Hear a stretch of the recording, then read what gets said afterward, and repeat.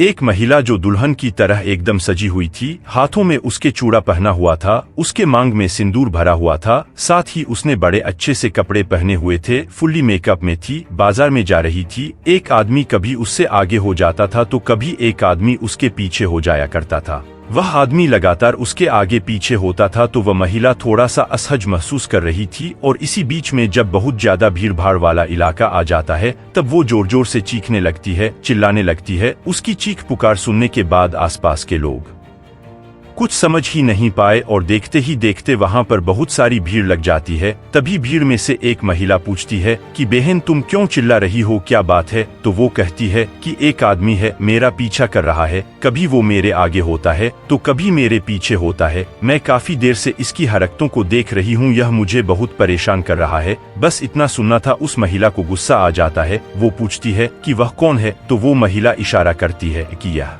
आदमी है, यानी कि उसके पास में ही उसके बिल्कुल नजदीक खड़े हुए व्यक्ति की तरफ इशारा कर दी जाता है। वो महिला उस पर टूट पड़ती है। जैसे ही महिला टूट पड़ती है उसके बाद जो आसपास के लोग खड़े हुए थे उन्हें अभी समझ में नहीं आ रहा था कि क्या बात है। महिला ने कहा कि लड़कियों को छेड़ता है तो यह शर्म नहीं आती, बस इतना कहना शुरू था कि उसके बाद आसपास के लोगों ने भी उस व्यक्ति को पीटना शुरू कर दिया। वो बार बार अपने आप को बचाने की कोशिश कर रहा था, कह रहा था कि मुझे छोड़ दो, मुझे छोड़ दो, लेकिन लोगों के समझ में नहीं आ रहा था। जब उसे अच्छा खासा पीट लिया उसके बाद वह रोने लगा। उसकी रोने की आवाज सुनने के बाद लोगों को लगा कि ठीक है, काफी पीट लिया, अब इसे छोड़ दिया जाए। उसे छोड़ दिया जाता है।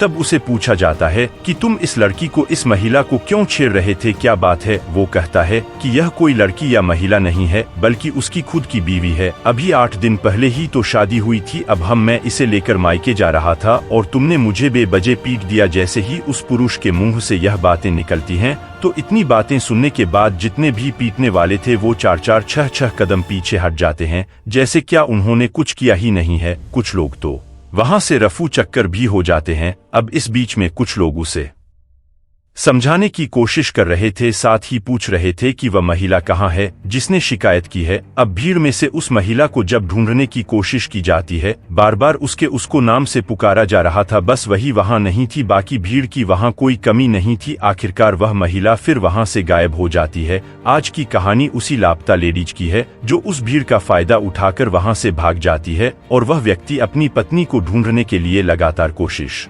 करता रहता है। आज की कहानी के माध्यम से यही जानने की कोशिश करेंगे कि कैसे वह महिला गायब हुई थी और कैसे उसको ढूंढ के लाया गया था। नमस्कार, मैं नितिन कुमार। आज की जो सच्ची घटना मैं आपको सुनाने जा रहा हूँ, ये सच्ची घटना है राजस्थान प्रदेश का एक जिला है डूंगरपुर, और इसी का ही एक इलाका, एक जगह लगती है जिसका नाम है सांगवा। दरअसल यहाँ का रहने वाला एक 35 साल का युवक जिसका नाम भानु प्रताप सिंह होता है।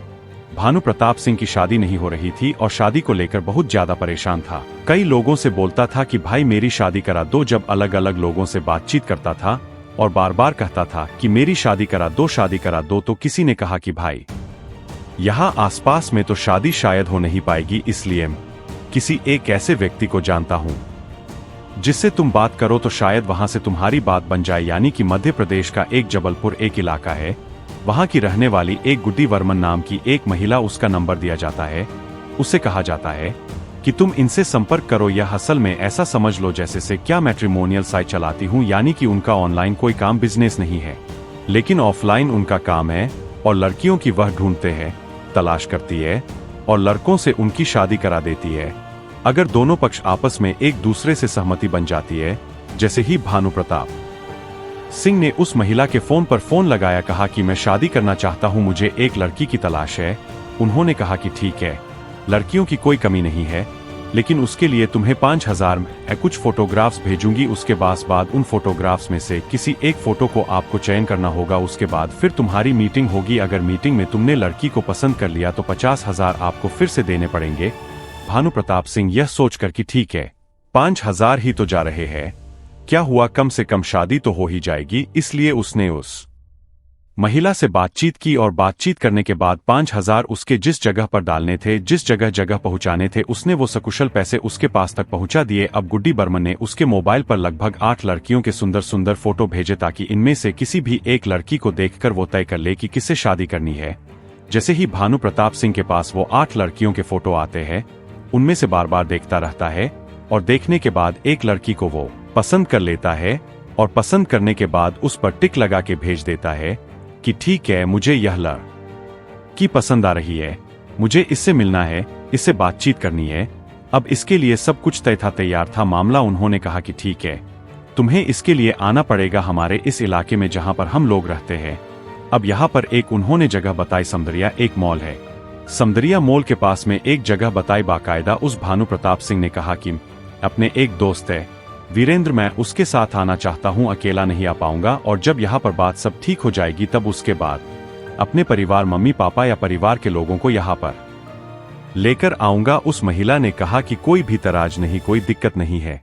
तो 11 मई 2022 को उस बताई हुई जगह पर यह भानु प्रताप सिंह पहुंच जाता है और उसके सामने वही लड़की, जिस लड़की का फोटो उसने मोबाइल में देखा था, वो सामने बैठी हुई थी। अब वो दोनों एक दूसरे से बातचीत करने लगते हैं, एक दूसरे के बारे में पूछने लगते हैं कि तुमने कितनी पढ़ाई की है, तुम क्या करते हो, क्या नहीं करते हो। इस तरह से दोनों एक दूसरे के, क्योंकि भविष्य में एक दूसरे के होने वाले थे, शादी करने वाले थे, एक दूसरे को पसंद करके यहाँ से एक नई जिंदगी की शुरुआत करने वाले थे। अभी बातचीत का सिलसिला शुरू ही हुआ था कि अचानक से पुलिस का सार बजने लगता है। और जैसे ही पुलिस का सारन बजता है, हालांकि इस लड़की ने अपना नाम बताया था काजल चौधरी, और भानु प्रताप सिंह बैठकर बातचीत कर रहा था। पास में उसका दोस्त वीरेंद्र सिंह भी बैठा हुआ था। जब पुलिस का सारन बजने लगता है तो यहाँ से जो गुड्डी होती है वो मौका पाती भाग जाती है, यानी कि भाग रही थी। और वो दूल्हा जो लड़का था भानु प्रताप सिंह समझ नहीं पाया, साथ ही जो उसका दोस्त था वीरेंद्र वो भी नहीं समझ पाया। और इसी बीच में इन्होंने जो काजल चौधरी थी उसका हाथ पकड़ लिया, उसको भागने का मौका ही नहीं मिल पाया। क्योंकि तुम कहां जा रही हो, क्योंकि जितने इससे बातचीत कर रहे थे, इसी बीच में पुलिस आती है और पुलिस ने वीरेंद्र सिंह, भानु प्रताप सिंह और जो लड़की वहां पर मौजूद थी जिससे बातचीत कर रहे थे, उन तीनों को पकड़ लिया और पकड़ने के बाद अपनी गाड़ी में डाल दिया। यहाँ से गाड़ी में डालने के बाद वह सीधा राजस्थान प्रदेश के जिला डूंगरपुर का जो एक थाना लगता है सांगवा, वहां पर लेकर आ जाते हैं। और इन टीम में होते हैं SHO Surendra Solanki, sub inspector Somendra, head constable Hari Singh, महिला कांस्टेबल हंसा, यह सब शामिल होते हैं। अब इसी बीच में जो SHO होते हैं सुरेंद्र सोलंकी भानु प्रताप सिंह और वीरेंद्र सिंह से कहते हैं कि काफी देर हो गई है, एक्टिंग करते करते अब अपने मूल रूप में आ जाओ। यानी कि जो दोनों वो थे वो दूल्हे बनने के लिए नहीं, बल्कि दोस्त बनने के लिए नहीं, बल्कि वो इसी सांगवा पुलिस स्टेशन के कांस्टेबल होते हैं। और दोनों ही बड़े होशियार समझदार थे। इन्होंने ये कहा था कि इस तरह की प्लानिंग करनी पड़ेगी, तभी कुछ शायद सफलता मिल सकती है। दरअसल कहानी कुछ यहाँ से शुरू होती है। राजस्थान प्रदेश का ही इसी सांगवा क्षेत्र का एक गांव लगता है जोधपुरा। यहाँ का रहने वाला एक व्यक्ति होता है जिसका नाम होता है प्रकाश चंद, और प्रकाश चंद की शादी नहीं हो रही थी। प्रकाश चंद अपनी शादी को लेकर थोड़ा परेशान था। किसी ने बताया कि आपको रमेश जैन से मुलाकात करने चाहिए, रमेश से मुलाकात करोगे तो शायद वो तुम्हारी शादी वादी करा देंगे। ठीक रमेश से मुलाकात की जाती है, वो गुड्डी वर्मन से मुलाकात कराता है। उसके बाद कई सारे फोटोग्राफ्स भेजे जाते हैं। कई सारे फोटोग्राफ्स भेजने के बाद तभी एक फोटो उसमें से पसंद कर लेता है, रीना ठाकुर नाम की उस महिला का, और कहता है मुझे इससे शादी करनी है। शादी की बात तय हो जाती है, जो भी शुरुआत में लेन देन था। और इस बीच में रमेश जैन जो होता है वह कहता है कि 5 लाख आपको खर्च करने पड़ेंगे, यानी कि 5 लाख रुपए आपको रकम देनी पड़ेगी, तब हम आपकी शादी करेंगे। और इसके लिए प्रकाश चंद तैयार हो जाता है। उसकी शादी होती है। बहुत ज्यादा लोग शामिल नहीं होते। लड़की वालों की तरफ से भी बहुत चंद लोग शामिल थे और लड़के वालों की तरफ से भी चंद लोग शामिल थे। क्योंकि यह शादी हो नहीं पा रही थी, लड़के की उम्र बढ़ती चली जा रही थी, इसलिए वो ज्यादा लोगों को इकट्ठा नहीं करना चाहता था। दुल्हन आती है। दुल्हन आने के बाद उसके साथ वह पहली रात, दूसरी रात, तीसरी रात, इस तरह से 1 हफ्ता गुजर जाता है, साथ रहता है। बड़ा खुश था। और उसकी पत्नी कहती है कि मेरा मायके जाने का मन कर रहा है, क्या हम लोग मायके चले, मायके एक बार घूम के आएंगे और फिर यहाँ पर रहना सहना शुरू कर देंगे। प्रकाश चंद खुश था क्योंकि उसकी नई नई शादी हुई थी। वो अपनी बीवी को खुश करने के लिए किसी भी हद तक जाने को तैयार था। इसके लिए वो बाजार जाता है, खरीदारी कराता है। खरीदारी कराने के बाद अब जैसे ही वो मायके यानी कि अपनी ससुराल और अपनी बीवी की मायकी की तरफ चल रहे थे, बाजार में जब जा रहे थे तो कभी उसका जो पति होता है प्रकाश चंद कभी आगे कभी पीछे, इस तरह से जैसे भीड़ भाड़ में अक्सर हो जाया करता है। तभी उसकी पत्नी रीना ठाकुर को अचानक से क्या होता है कि वह जोर जोर से चीखने लगती है, शोर मचाने लगती है। उसकी चीख पुकार सुनने के बाद जो आसपास के लोग थे उन्होंने पूछा क्या बात है। उन्होंने कहा कि यह प्रकाश चंद मुझे छेड़ रहा है, यानी कि एक व्यक्ति है जो अनजान महिला को छेड़ रहा है, पता नहीं कौन है क्या है। पब्लिक को गुस्सा आता है, उसको पीटना शुरू कर देती हैं, जबकि यह कोई नहीं जानता था कि यह पति पत्नी है। अभी हाल ही में तो इनकी शादी हुई है और वो महिला मौका पाते वहाँ से भाग जाती है। अब इसके बाद यह व्यक्ति जुलाई 2021 में तो उसकी शादी होती है, लेकिन अपनी पत्नी को बहुत दिनों तक लगातार ढूंढता रहता है, तलाश करता रहता है। जब पत्नी नहीं मिलती तो हार थक के ये 12 दिसंबर 2021 को सांगवा जो थाना था उसमें थाने में जाता है और एसएचओ सुनील सोलंकी सुरेंद्र सोलंकी से पूरी कहानी बयां करता है। बताया कि साहब मैं बहुत परेशान हो चुका हूं, कई महीने से मैं अपनी बीवी को तलाश कर रहा हूं लेकिन वो मिल नहीं रही है। मैंने हर जगह हर तरह से कोशिश कर ली, ऐसा लग रहा है जैसे मेरे साथ कुछ फ्रॉड हुआ है। तब जब एसएचओ ने यह बात सुनी उन्होंने एफआईआर दर्ज की और एफआईआर दर्ज करने के